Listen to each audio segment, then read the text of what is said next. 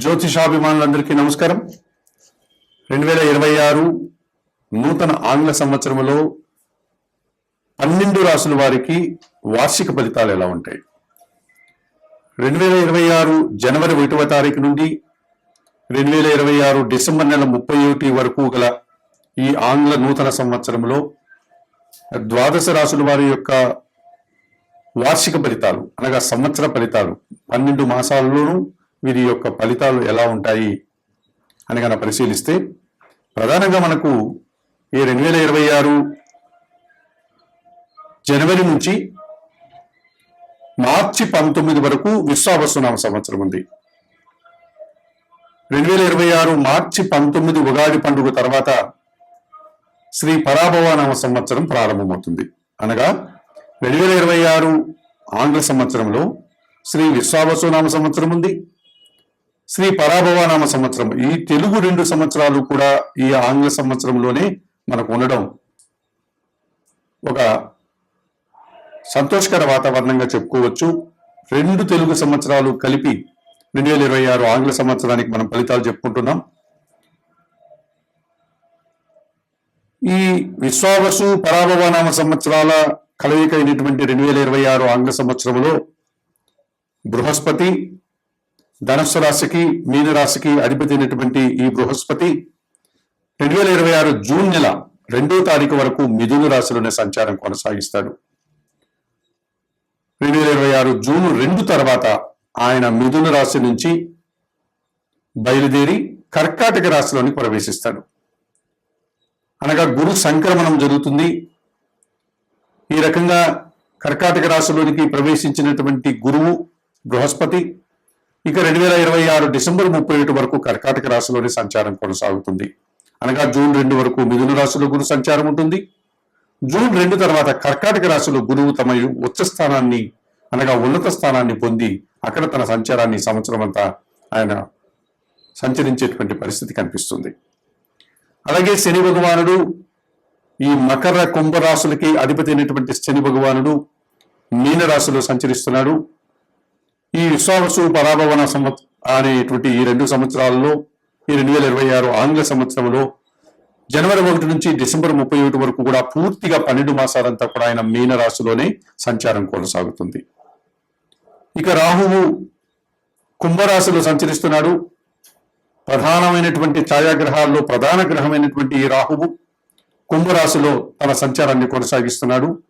ఈయన 2026 డిసెంబర్ 5వ తారీఖు వరకు కుంభరాశిలోని ఈయన సంచారం కొనసాగుతుంది. డిసెంబర్ 5 తర్వాత ఆయన మకర రాశిలోనికి ప్రవేశిస్తాడు. అనగా రాహువు వెనుకకు తిరిగి తన ప్రయాణాన్ని కొనసాగిస్తాడు గనక ఆయన సజావుగా ముందుకు వెళ్ళేటువంటి లక్షణాలు ఈ రాహుకేతువులు ఉండవు గనక రాహు వెనుకకు వక్ర మార్గంలో కుంభరాశి నుంచి మీనరాశికి వెళ్లకుండా కుంభరాశి నుంచి మకర రాశిలోని ప్రవేశిస్తాడు. అది కూడా డిసెంబర్ 5వ తారీఖు. అనగా ఇంచుమించుగా ఈ ఆంగ్ల సంవత్సరం అంతా కూడా కుంభరాశిలోని రాహు సంచారం ఉంటుంది. అలాగే కేతువు కూడా ఈ 2026 డిసెంబర్ 5 వరకు ఆయన సింహరాశిలో సంచారం కొనసాగిస్తాడు. 2026 డిసెంబర్ 5 తర్వాత ఆయన సింహరాశి నుంచి కన్యా రాశిలోకి రాకుండా వెనుకకు మరలి కర్కాటక రాశిలోని ప్రవేశిస్తాడు. ఈ రకంగా రాహుకేతువులు ఇద్దరు కూడా కుంభరాశిలో రాహువు, సింహరాశిలో కేతువు డిసెంబర్ 5 వరకు ఇప్పుడు ఏ రాశుల్లో సంచరిస్తున్నాడో అదే రాశుల్లోనే 2026 ఆంగ్ల సంవత్సరంలో సంచారం కొనసాగుతుంది. మరి ఇటువంటి పరిస్థితుల్లో ఈ ఆంగ్ల సంవత్సరంలో ముందుగా మనం 12 రాశుల యొక్క వార్షిక ఫలితాలని పరిశీలించేటప్పుడు 2026 నూతన ఆంగ్ల సంవత్సర శుభాకాంక్షలతో ఈ 2026లో వృషభ రాశి వారికి వార్షిక ఫలితాలు. వృషభ రాశి వారికి జూన్ 2 వరకు గురువు ద్వితీయ స్థానంలో సంచరిస్తున్నాడు. అనగా వీరికి మిథున రాశిలో గురు సంచారం ఉంది. మిథున రాశిలో గురువు సంచరించేటువంటి ఈ సమయంలో మంచి ఫలితాలను పొందడానికి అవకాశం ఉంటుంది. వృషభ రాశి వారికి అష్టమ లాభాధిపతి అయినటువంటి ఈ గురువు జూన్ 2 వరకు ద్వితీయ భావంలో మిథున రాశిలో సంచరించడం వల్ల 100% గురుబలం వచ్చేటువంటి వాతావరణం కనిపిస్తుంది. మీ మాటకు విలువ పెరుగుతుంది. కుటుంబంలో సంతోషకర వాతావరణం ఉంటుంది. స్థిరాస్తుల నుంచి లాభాలు అందుకుంటారు. అనుకోకుండా నూతన అవకాశాలు వస్తాయి. వృత్తి ఉద్యోగ వ్యాపారాల్లోగా మంచి లాభాలను, ఆదాయాన్ని అందుకుంటారు. మరి 2026 జూన్ 2 తర్వాత ఈయన తృతీయ భావంలోనికి రావడం వల్ల ఈ వృషభ రాశి వారికి పూర్తిగా ప్రతికూల ఫలితాలు రావడానికి అవకాశం ఉంటుంది. అనగా గురుబలం తగ్గిపోతుంది.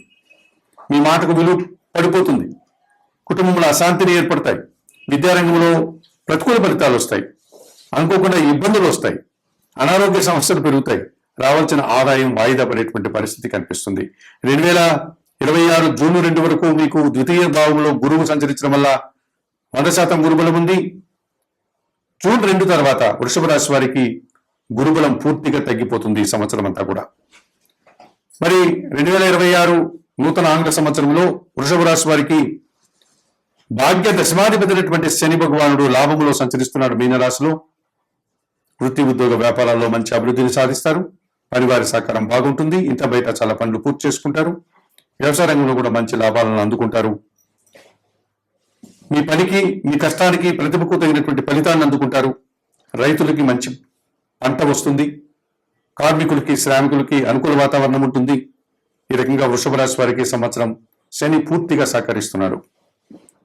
ఇక రాహువు ఈ సంవత్సరం అంతా కూడా దశమ భావంలో కుంభరాశిలో సంచరించడం వల్ల 50% రాహుబలం మీకుంది.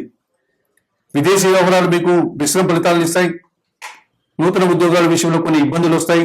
ఉన్న ఉద్యోగంలో ప్రశాంతంగా పనిచేసుకోగలుగుతారు. అధికారుల యొక్క సహకారం బాగానే ఉంటుంది.